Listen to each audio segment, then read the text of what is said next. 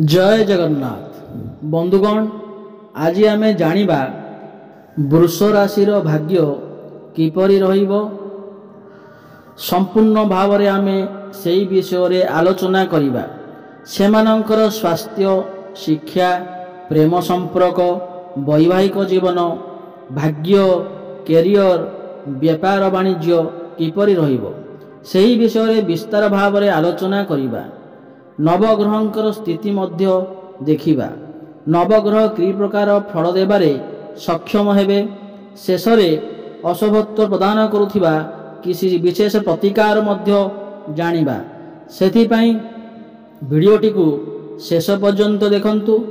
चलंतु भिडियोटी आरंभ करिबा जहाँकि जन्म राशि चंद्र राशि उपर आधारित वृष राशिर नवग्रहंकर स्थिति विषय सर्वप्रथमे जानिबा।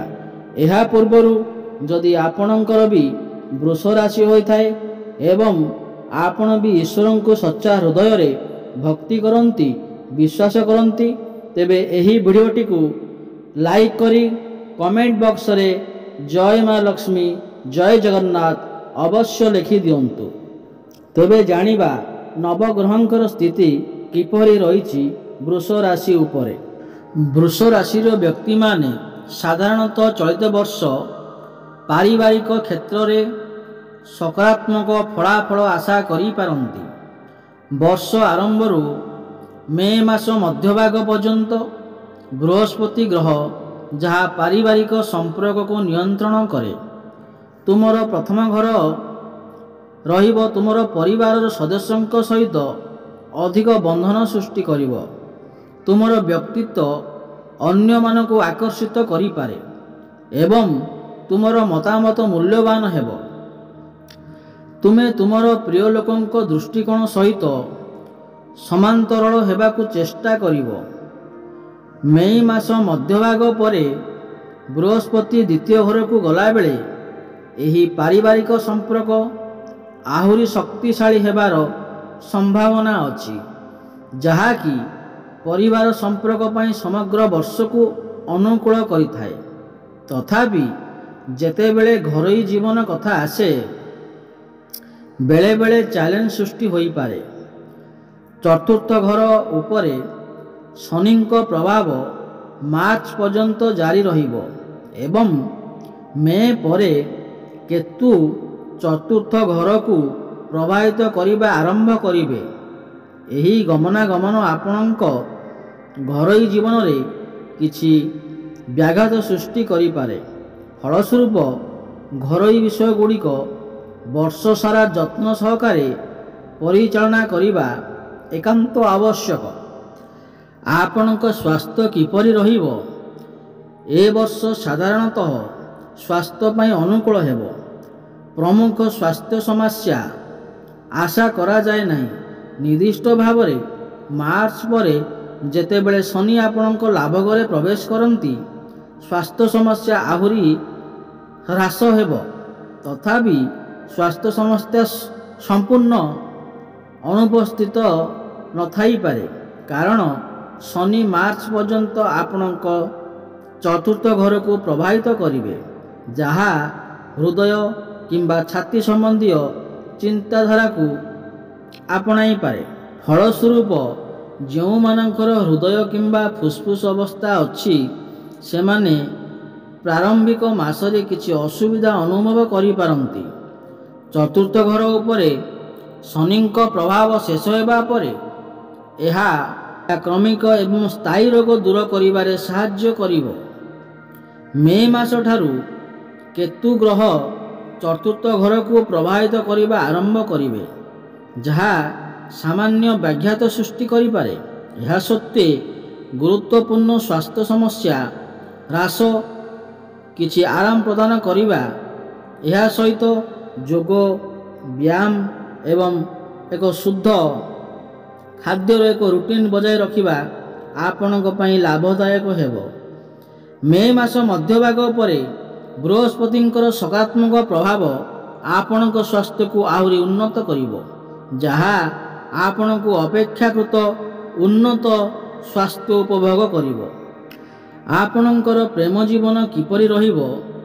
ପ୍ରେମ ଜୀବନ ଏହି ବର୍ଷ ଉତ୍ଥନ ପତ୍ତନର ମିଶ୍ରଣ ଅନୁଭବ କରିପାରେ। ବର୍ଷ ଆରମ୍ଭରୁ ମେ ପର୍ଯ୍ୟନ୍ତ ତୁମର ପଞ୍ଚମ ଘରେ କେତୁଙ୍କ ଉପସ୍ଥିତି ତୁମର ରୋମାଣ୍ଟିକ୍ ସମ୍ପର୍କରେ ଭୁଲ ବୁଝାବୁଣା ଆସିପାରେ। ତଥାପି ଏହାର ଏକ ସକାରାତ୍ମକ ଦିଗ ଅଛି, କାରଣ ବୃହସ୍ପତି ମଧ୍ୟ ଏହି ସମୟ ମଧ୍ୟରେ ଆପଣଙ୍କ ପଞ୍ଚମ ଘରକୁ ପ୍ରଭାବିତ କରିପାରନ୍ତି। ଯେକୌଣସି ଭୁଲ ବୁଝାବୁଣାକୁ ଶୀଘ୍ର ଦୂର କରିବାରେ ସାହାଯ୍ୟ କରିବେ। ତେଣୁ ଯେତେବେଳେ ତୁମେ ତୁମର ପ୍ରେମ ଜୀବନରେ କିଛି ଚ୍ୟାଲେଞ୍ଜର ସାମ୍ନା କରିପାରିବ, ସେଗୁଡ଼ିକ ଶୀଘ୍ର ସମାଧାନ ହେବାର ସମ୍ଭାବନା ଅଛି। ମେ ମଧ୍ୟଭାଗ ପରେ ବୃହସ୍ପତି ଆପଣଙ୍କର ଦ୍ୱିତୀୟ ଘରକୁ ଚାଲିଯାଆନ୍ତି ଏବଂ କେତୁ ଚତୁର୍ଥ ଘରକୁ ସ୍ଥାନାନ୍ତରିତ ହୁଅନ୍ତି, ଯାହାକି ଅଧିକ ସମୟର ଭୁଲ ବୁଝାବୁଣାକୁ ହ୍ରାସ କରିପାରେ। ଏହି ସମୟ ମଧ୍ୟରେ ପଞ୍ଚମ ଘର ଉପରେ ଶନିଙ୍କ ପ୍ରଭାବ ହେତୁ କିଛି ଛୋଟ ସମସ୍ୟା ସୃଷ୍ଟି କରିପାରେ। ଛୋଟ ଭୁଲ ବୁଝାବୁଣା ସହଜରେ ସମାଧାନ ହୋଇପାରେ। ପ୍ରକୃତ ଭୁଲ ଗୁଡ଼ିକ ଅଧିକ ଗୁରୁତ୍ୱପୂର୍ଣ୍ଣ ପରିଣାମ ଦେଇପାରେ। ମୁଖ୍ୟ ବାର୍ତ୍ତା ହେଉଛି, ଯଦି ତୁମର ପ୍ରେମ ପ୍ରକୃତ ହୁଏ, ତେବେ ତୁମର ଏହି ବର୍ଷ ବିଷୟରେ ଚିନ୍ତା କରିବାର କମ୍ ଅଛି ଏବଂ ତୁମର ସମ୍ପର୍କ ସ୍ଥିର ରହିବା ଉଚିତ। ଯଦିଓ ଯଦି ଆପଣଙ୍କର ଭାବନା ଅଜ୍ଞାତ ଅଟେ କିମ୍ବା ଯଦି ଆପଣ ପ୍ରେମରେ ଛଳନା କରୁଛନ୍ତି, ଶନି ମାର୍ଚ୍ଚ ପରେ ଆପଣଙ୍କ ସମ୍ପର୍କ ପାଇଁ ଚ୍ୟାଲେଞ୍ଜ ଆଣିପାରନ୍ତି। ଯେଉଁମାନେ ପ୍ରକୃତରେ ପ୍ରେମରେ ଅଛନ୍ତି, ଚିନ୍ତାର କୌଣସି ଆବଶ୍ୟକତା ନାହିଁ। ଆପଣଙ୍କର କ୍ୟାରିୟର ବିଷୟରେ ଦେଖିବାକୁ ଗଲେ ଅନୁକୂଳ ହେବ ବୋଲି ଆଶା କରାଯାଏ। ଶୁକ୍ର ଆପଣଙ୍କର ଷଷ୍ଠ ଘରର ଶାସକ ବର୍ଷ ସାରା ଆପଣଙ୍କ ଚାକିରିକୁ ପ୍ରାୟତଃ ସମର୍ଥନ କରିବେ। ଅତିରିକ୍ତ ଭାବରେ ମୁଖ୍ୟ ଗ୍ରହଗୁଡ଼ିକର ଗମନାଗମନ ସୂଚାଇଥାଏ ଯେ ଦଶମ ଘରର ଶାସକ ବର୍ଷ ଆରମ୍ଭରୁ ମାର୍ଚ୍ଚ ପର୍ଯ୍ୟନ୍ତ ଦଶମ ଘରେ ରହିବେ, ଯାହା କାର୍ଯ୍ୟକଳାପକୁ ସମାପ୍ତ କରିପାରନ୍ତି।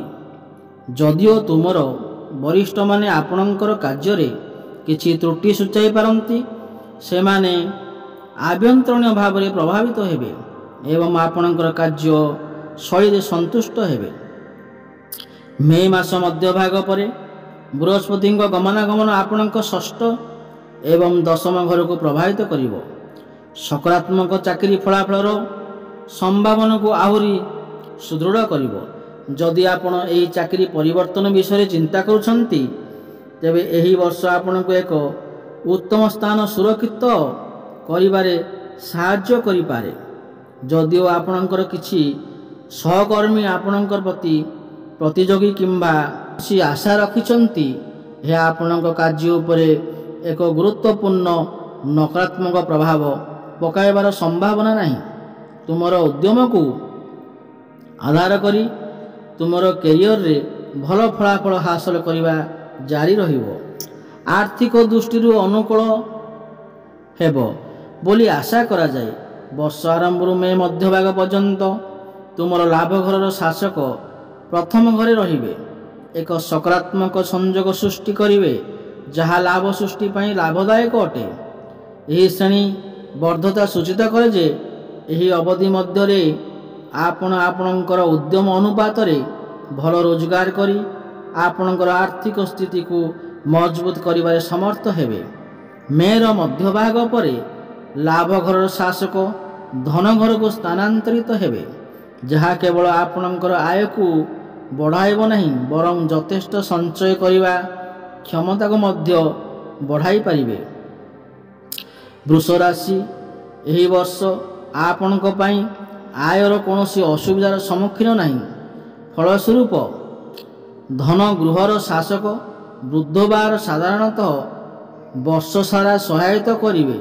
ଫଳସ୍ୱରୂପ ବୃଷ ରାଶି ବ୍ୟକ୍ତି ବିଶେଷଙ୍କ ପାଇଁ ଆର୍ଥିକ ପ୍ରସଙ୍ଗରେ ପ୍ରାୟତଃ ଅନୁକୂଳ ରହିପାରେ, ଯାହା ଆପଣଙ୍କୁ ଏହି ବର୍ଷ ମଧ୍ୟରେ ଏକ ସୁଦୃଢ଼ ଆର୍ଥିକ ସ୍ଥିତି ବଜାୟ ରଖିବାକୁ ସକ୍ଷମ କରିପାରିବ।